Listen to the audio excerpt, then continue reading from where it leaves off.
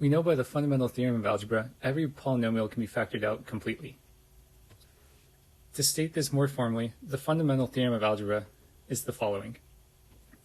If we're given a polynomial f of x of degree n, which is larger than 0, and alpha is a non-zero real number, then f of x factors uniquely as the following, where we're given that c1 to cn are complex zeros of our polynomial. So while the fundamental theorem of algebra tells us that polynomials can always be factored out, the zeros may also appear more than once and can be a complex number. So the fundamental theorem of algebra tells us that polynomials can be factored, but it doesn't tell us how to do this. And this leads us to the motivation of our section. How do we find the zeros of a given general polynomial? And it turns out this question is quite difficult, but one way that we can do this is by looking at a special case. So the question that we'll be focused on answering in this section is the following.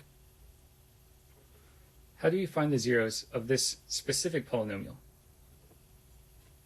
So let's go ahead and look at an example of this question. So in example number 1, we want to find the zeros of the following two polynomials, x squared minus 1 and x squared plus 1.